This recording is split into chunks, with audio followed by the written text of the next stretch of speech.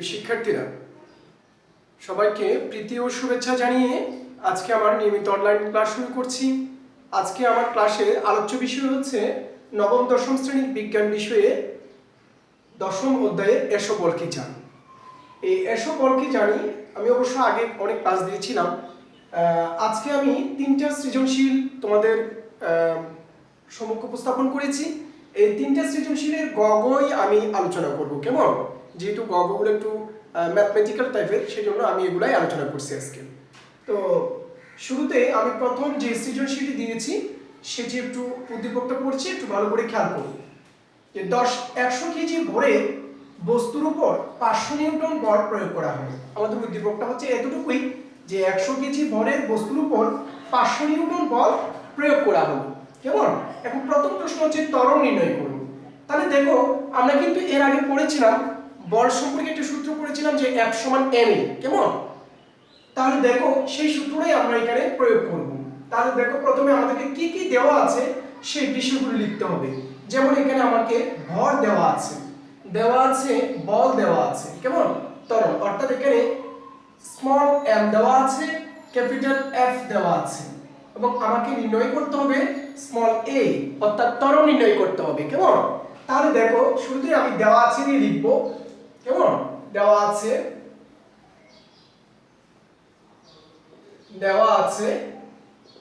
কি লিখব? দেওয়া আছে যে বস্তুর ভর স্মল m সমান 100 কেজি। 100 কেজি লিখলাম, কেমন? আর কি দেওয়া আছে? বল, কেমন? বস্তুটির উপর ক্রিয়ারত বল, আর কি বস্তুটির উপর বল F সমান 500 নিউটন। এবার আমাকে কি বের করতে হবে? বস্তুর উপর ত্বরণ A সমান হোয়াট, কত বের করতে হবে। তাহলে আমরা কি জানি? আমরা জানি বা জানা আছে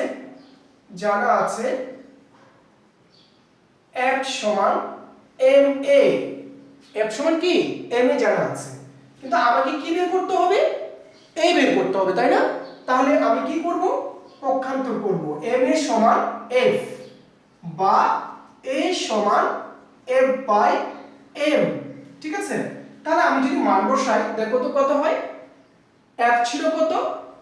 500 নিউটন, কেমন? আর m ছিল কত? 100 কেজি। তাহলে সব মিলিয়ে কত আসে দেখো তো? এটাকে যদি ভাগ করি তাহলে কত হবে? 5 হবে, কেমন? 5 হবে, অর্থাৎ যদি আমি 500 কে 100 দ্বারা ভাগ করি তাহলে 5 হবে, ঠিক আছে? তাহলে আমরা কি লিখতে পারবো এটা? যেহেতু ত্বরণের একক হচ্ছে মিটার পার সেকেন্ড, কি লিখতে পারবো? মিটার পার সেকেন্ড স্কয়ার, কেমন? আমরা এই মিটার পার সেকেন্ড স্কয়ার লিখলাম। আচ্ছা, তার মানে আমাদের কি বের করতে বললো? যে ত্বরণ বের করতে বললো, তাই না? ত্বরণ নির্ণয় করতে বললো। সুতরাং ত্বরণ A সমান 5 মিটার পার সেকেন্ড স্কয়ার লিখব। নির্ণয় ত্বরণ 5 মিটার পার সেকেন্ড স্কয়ার, ঠিক আছে? তাহলে আমাদের প্রথম যে গ নাম্বার প্রশ্ন যেটা ছিল ত্বরণ নির্ণয় করো, সেই ত্বরণটা আমরা কি করলাম? এই বলের সূত্র দিয়ে, হ্যাঁ, নিউটনের গতি বিষয়ক বলের যে সূত্রটা আছে, কেমন? সেই সূত্র দিয়ে আমরা কি করলাম? এই ত্বরণের মানটা বের করতে পারলাম, তাই না? এভাবে করে আমরা যদি বলে যে ত্বরণ, আর ত্বরণ বের করতে পারবো, যদি বল বলে বল বের করতে পারবো, আর যদি বলে যে ভর, তাহলে সে ভরও বের করতে পারবো এই সূত্র প্রয়োগ করে, কেমন? ঠিক আছে, তাহলে আমি পরবর্তী যে সমস্যাটি আছে সেটিতে চলে যাচ্ছি। আমাদের পরবর্তী যে প্রশ্ন সেটি হচ্ছে বস্তুটির ত্বরণ 4 গুণ কিভাবে করা সম্ভব, অর্থাৎ এখান থেকে ত্বরণ 4 গুণ কতটুকু কিভাবে করা যায় সেটা আমি দেখাবো, কেমন? এই জন্য আমি একটু আগে তথ্যটা একটু লিখি, তারপর আমি এটার ব্যাখ্যাটা দিচ্ছি, কেমন? তাহলে প্রথমে লিখতে হবে যে বস্তুটির ত্বরণ আমি একটু লিখছি, কেমন? এই আগের তথ্যটা আমি লিখি, তারপর আমি এটা ব্যাখ্যাটা দিচ্ছি। যে বস্তুটির ত্বরণ 4 গুণ যেভাবে করা সম্ভব, 4 গুণ যেভাবে করা সম্ভব, 4 গুণ যেভাবে করা সম্ভব সেই সম্পর্কে মতামত ব্যক্ত করা হলো। অর্থাৎ একটা প্রশ্ন আমরা যেভাবে লিখবো সেভাবে করে আমি সাজাচ্ছি আর কি, কেমন? ব্যক্ত করা হলো। তাহলে শুরুতে আমরা কি করব, যে আমরা জানি এই কথাটা লিখবো বা জানা আছে, আমরা জানি বল প্রয়োগে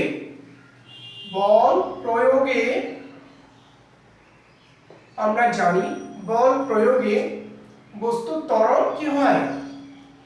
বস্তুর ত্বরণ পরিবর্তিত হয়। কেমন? বস্তুর ত্বরণ পরিবর্তিত হয়, ঠিক আছে? আবার বল প্রয়োগ যদি বেশি করা হয়, বল প্রয়োগ বেশি করা হলে ত্বরণও কিন্তু বেশি হয়ে যাবে, ত্বরণও বেশি হবে। কেমন? কেননা নিউটনের গতির দ্বিতীয় সূত্র আমরা কি জানি, দেখো, নিউটনের গতির দ্বিতীয় সূত্র হতে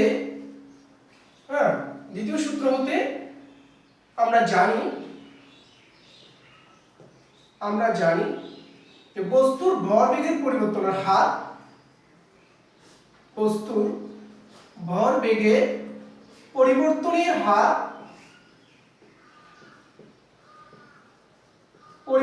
হার প্রযুক্ত বলের সমানুপাতিক। প্রযুক্ত বলের সমানুপাতিক। কেমন? প্রযুক্ত বলের সমানুপাতিক। তার মানে বিষয়টা হচ্ছে, অর্থাৎ আমি যদি এটাকে যদি গাণিতিকভাবে যদি আমি লিখি, তাহলে বল সমান কি লিখতে পারবো? অর্থাৎ ভরবেগের পরিবর্তন হার, অর্থাৎ F ভেরিয়াসেস A। F ভেরিয়াসেস কি লিখতে পারবো? F A লিখতে পারবো। কেমন? আচ্ছা, এখন দেখো F ভেরিয়াসেস A যদি লিখি, এখন আমি ধরলাম যে এখানে যেহেতু সমানুপাতিক হার বৃদ্ধি পাওয়া গেছে, যে আমি শুরুতেই বলেছিলাম যে বল প্রয়োগ বেশি করা হলে ত্বরণও বেশি হবে, কারণ আমরা নিউটনের সূত্র থেকে সেটা পেয়েছি যে বস্তু ভরবেগের পরিবর্তন হার প্রযুক্ত বলে কি হবে? প্রযুক্ত বলে সমানুপাতিক হবে। কেমন? সেই হিসেবে আমি যদি মানগুলো বসাই, তাহলে কি হবে দেখো তো, এটাকে আমি আবার লিখতে পারি, যদি ত্বরণ 4 গুণ করা হয়, যদি ত্বরণ 4 গুণ করা হয়, তো বলের মানও কি হয়ে যাবে? 4 গুণ। ত্বরণ 4 গুণ করা হয়, তবে বলের মানও 4 গুণ বৃদ্ধি পাবে, 4 গুণ হবে বা বৃদ্ধি পাবে, এটা লিখে আমি 4 গুণ বৃদ্ধি পাবে।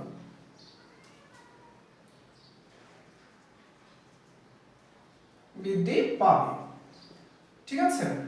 আচ্ছা, তাহলে আমরা যদি এবার যদি মানগুলো বসাই, তাহলে কি হবে দেখো তো, যে আমি যে বললাম ওই যে আমাদের ছিল কত, দেখো তো, ত্বরণ কত ছিল, এর আগে কত পেয়েছিলাম? নিশ্চয়ই আমরা 5 পেয়েছিলাম, 5 মিটার পার সেকেন্ড স্কয়ার। তাহলে সেই মানগুলো যদি আমি বসাই, তাহলে কি হবে দেখো তো, অর্থাৎ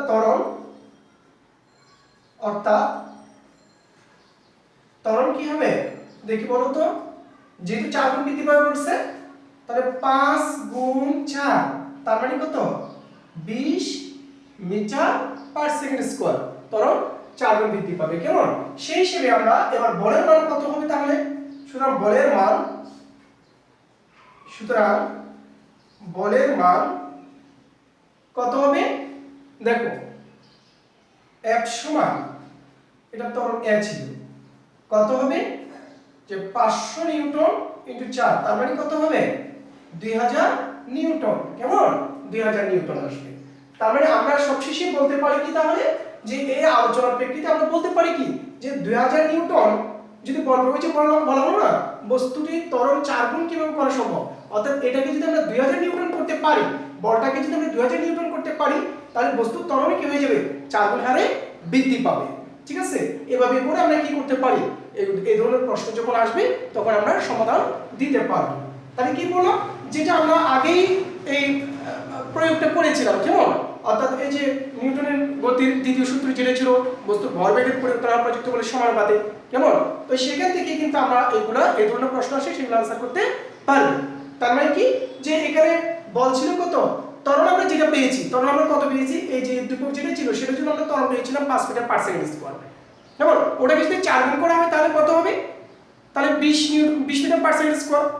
এখন আমরা যদি এবার এটার এগেইনস্টে আমাদের কত, যদি বলটাও যদি 4 গুণ হয়ে যায় তাহলে কত হবে, 2000 নিউটন।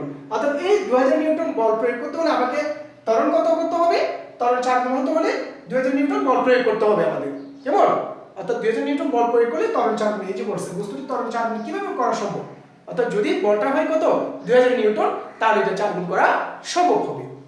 ঠিক আছে, তাহলে আমরা এবার পরবর্তী আমাদের প্রশ্নে চলে যাব। আমাদের পরবর্তী সৃজনশীল প্রশ্ন দেখো,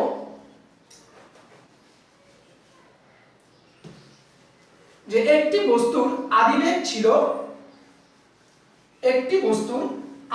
ছিল 10 মিটার পার সেকেন্ড, কেমন, এই 10 মিটার পার সেকেন্ড, এর উপর 5 সেকেন্ড ধরে কোনো বল ক্রিয়া করার ফলে এর শেষ বেগ 20 মিটার পার সেকেন্ড হয়, বস্তুটির ভর 10 কেজি, কেমন। এখন প্রশ্ন হচ্ছে বস্তুটির উপর ক্রিয়াশীল বল নির্ণয় করতে হবে। তাহলে আমরা তো আগে থেকেই জানি যে ক্রিয়াশীল বল যখন বলবে তখন আমরা কি বলতে পারবো, F সমান ma বলতে পারবো, কেমন। তাহলে দেখো এবার আমরা কি লিখতে পারি, প্রথমে আমরা দেওয়া আছে দিয়ে যে এখানে কি কি ইনফরমেশন দিয়েছে সেগুলো আগে লিখবো, কেমন, যেমন এখানে আদিবেগ দিয়েছে, কেমন, তারপর শেষ বেগ দিয়েছে, এগুলো আমরা আগে বের করব। অর্থাৎ বলটা বের করার জন্য আমাদেরকে কি বের করতে হবে, আমাদেরকে ত্বরণ প্রয়োজন হবে, সেই ত্বরণটা আগে আমরা বের করে নেব। যেহেতু এখানে স্পেসিফিক্যালি কোনো ত্বরণের কথা বলা নেই, কেমন, আমরা আগে ত্বরণটা বের করে নেব। তাহলে কি কি করব, এখানে দেওয়া আছে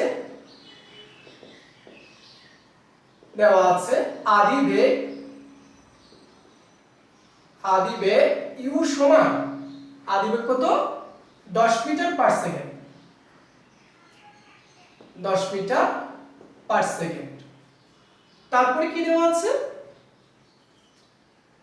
শেষ বেগ দেওয়া আছে, কেমন, শেষ বেগ লিখবো আমরা, শেষ বেগ v সমান কি দেওয়া আছে, 20 মিটার পার সেকেন্ড, লিখলাম 20 মিটার পার সেকেন্ড। তারপরে কি দেওয়া আছে, যেহেতু আমার ত্বরণ লাগবে তাহলে সময় দেওয়া আছে, সময় t সমান t সমান 5 সেকেন্ড। এখান থেকে আগে আমরা ত্বরণটা বের করে নেব। আচ্ছা, তার আগে আমরা ভরটাও লিখে নিই, যে ভর যেহেতু পরবর্তী যে F সমান m যখন করতে যাব তখন এটা লাগবে, ভর m সমান, অর্থাৎ বস্তুর ভর m সমান 10 কেজি, কেমন। তাহলে এবার আমরা লিখি, জানা আছে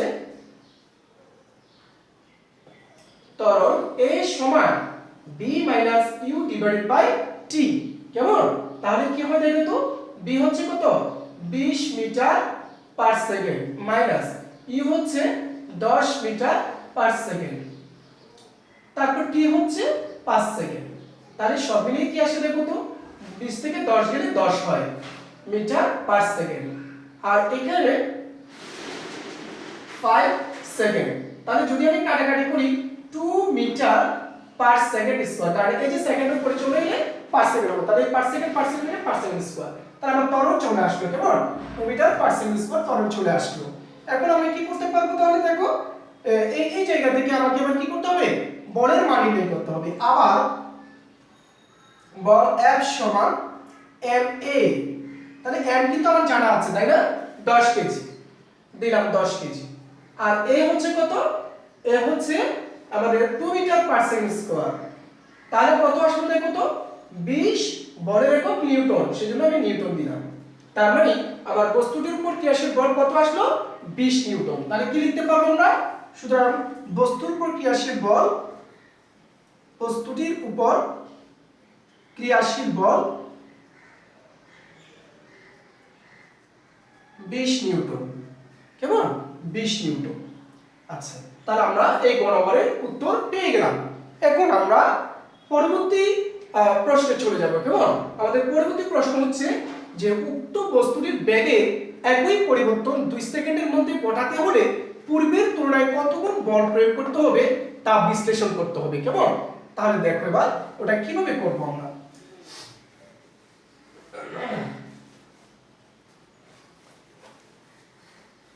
একটু ভালো করে খেয়াল করবে, দেখবে যে ভালো মতো শিখতে পারছো তোমরা। তাহলে আবার লিখে নাও যে এখানে 2 ঘ, কেমন? 2 এর ঘ। আচ্ছা, তাহলে দেখো কি কাজ করবে প্রথমে।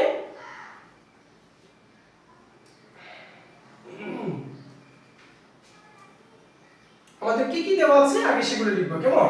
আগে দেওয়া আছে সেগুলো লিখবো, ঠিক আগের অঙ্কের মতোই দেওয়া আছে আদি বেগ, ঠিক আগের মতোই আমরা এগুলো লিখবো। আদি বেগ ইউ সমান কত ছিল? 10 মিটার পার সেকেন্ড। কেমন? এরপর শেষ বেগ লিখো, শেষ বেগ ভি সমান 20 মিটার পার সেকেন্ড। কেমন? তারপর কি দেওয়া আছে? বস্তুর ভর দেওয়া আছে। কেমন? ঠিক আগের মতোই বস্তুর ভর m সমান 10 কেজি। কেমন? তারপর কি দেওয়া আছে? বেগের পরিবর্তন। কেমন? তাহলে বেগের কতটুকু পরিবর্তন হলো সেটা একটু আমরা দেখি এবার। যে আমরা লিখব বেগের পরিবর্তন সংঘটনে বেগ তো সময় 2 সেকেন্ড ছিল, তাই না? বেগের পরিবর্তন সংঘটনে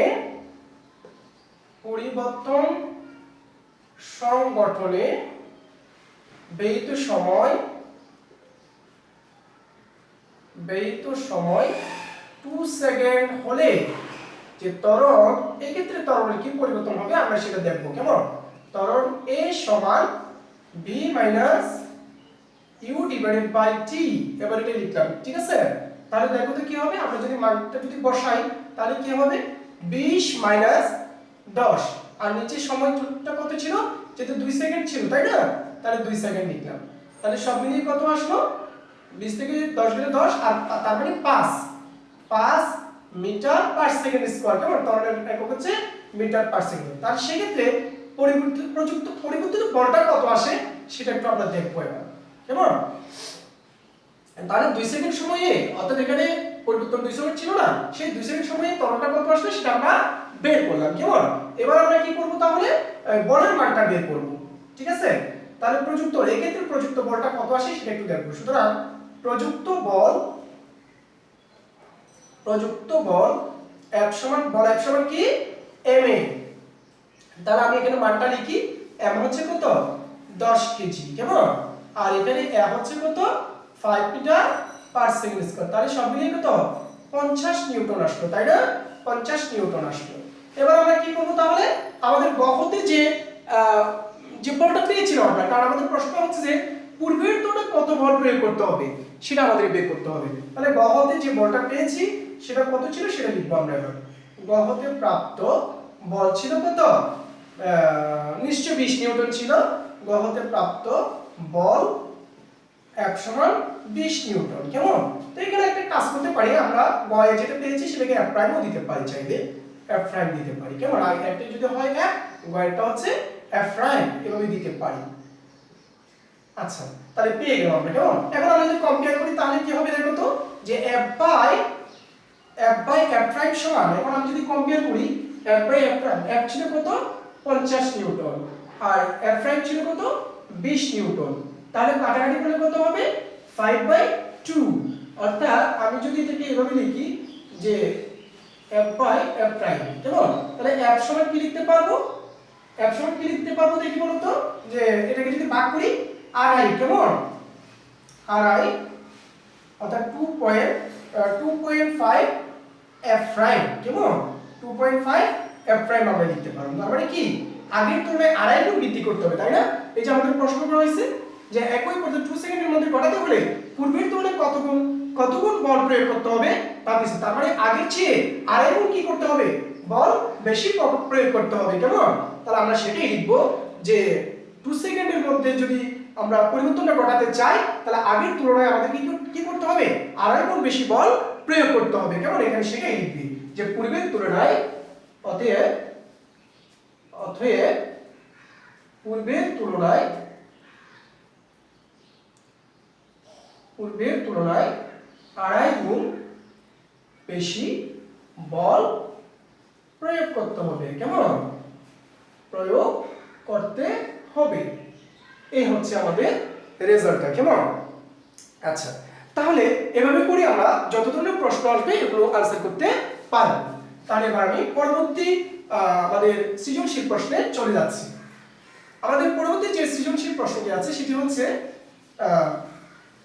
যে 30 কেজি ভরের একটি বস্তুর উপর 300 নিউটন বল ক্রিয়া করায় বস্তুটি ত্বরণ প্রাপ্ত হলো এবং একটি দেয়ালে ধাক্কা খেয়ে ফিরে আসলো।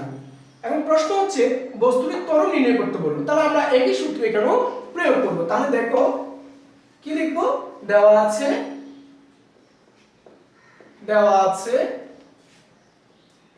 বস্তুর ভর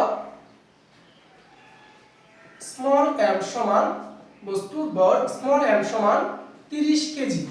কেমন? তারপর হচ্ছে যে প্রযুক্ত বল F সমান 300 নিউটন। কেমন? 300 নিউটন। তাহলে এখান থেকে আমাদের কি করতে হবে? ত্বরণ বের করতে হবে। তাহলে আমরা কি জানি? জানা আছে F সমান ma। তাহলে আমাকে কি লিখতে F বের করতে হবে, তাই না? তাহলে দেখো আমাকে ত্বরণ বের করতে হবে না? ত্বরণ। তাহলে কি লিখবো? ma সমান F বা a সমান F/m। তাহলে কি বের করতে পারবো? F হচ্ছে কত? 300 নিউটন আর m হচ্ছে কত? 30 কেজি। তাহলে সব মিলিয়ে কত হয় দেখো তো? 0 0 চলে গেল, 3 × 30। তার মানে 10 মিটার পার সেকেন্ড স্কয়ার। কেমন? তাহলে আমরা কি লিখতে পারবো? শুধু নির্ণয় ত্বরণ, বস্তুটির ত্বরণ 10 মিটার পার সেকেন্ড স্কয়ার। কেমন? এভাবে করে আমরা ত্বরণ বের করতে পারি। এখন শেষ প্রশ্ন যেটি, সেটি বলা হয়েছে যে উদ্দীপকের দ্বিতীয় ঘটনাটি। কেমন? ওই যে বললো একটি দেয়ালে ধাক্কা খেয়ে পুনরায় আবার ফিরে আসতে বলছে, তাই না? এই যে এত বড় একটি বস্তুর উপর এত নিউটন বল ক্রিয়া করায় বস্তুটির ত্বরণ প্রাপ্ত হলো। আবার বলছে একটি দেয়ালে ধাক্কা খেয়ে সেটি আবার পুনরায় ফিরে আসলো। এবং প্রশ্ন হচ্ছে উদ্দীপকের দ্বিতীয় ঘটনাটি নিউটনের কোন সূত্রকে সমর্থন করে সেটা আমাদেরকে বিশ্লেষণ করতে হবে, তাই না? আচ্ছা, তাহলে দেখো এই যে উদ্দীপকের দ্বিতীয় ঘটনাটা, বস্তুটা একটি নির্দিষ্ট বলে একটা দেয়ালে ধাক্কা খেয়ে বিপরীত দিকে কি করছিল? ফিরে আসছিল, বিপরীত দিকে ফিরে আসলো, যা নিউটনের তৃতীয় সূত্রকে সাধারণত সমর্থন করে থাকে। তাহলে তৃতীয় সূত্রটা কি ছিল? তৃতীয় সূত্র ছিল যে প্রত্যেক ক্রিয়ারই সমান ও বিপরীতমুখী প্রতিক্রিয়া থাকে। কেমন? আর এই ক্রিয়া প্রতিক্রিয়া বল সবসময় দুটি ভিন্ন বস্তুর উপর ক্রিয়া করে থাকে।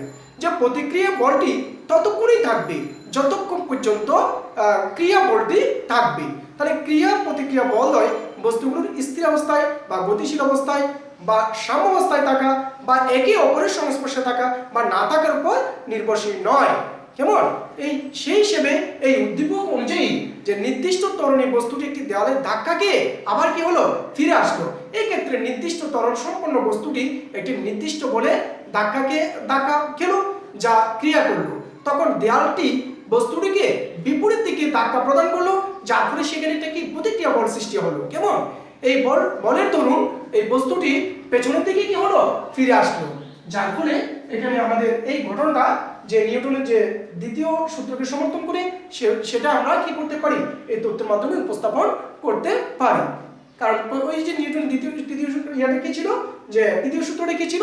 যে প্রত্যেক ক্রিয়ার সমান ও বিপরীতমুখী প্রতিক্রিয়া আছে। এটাও কি হলো?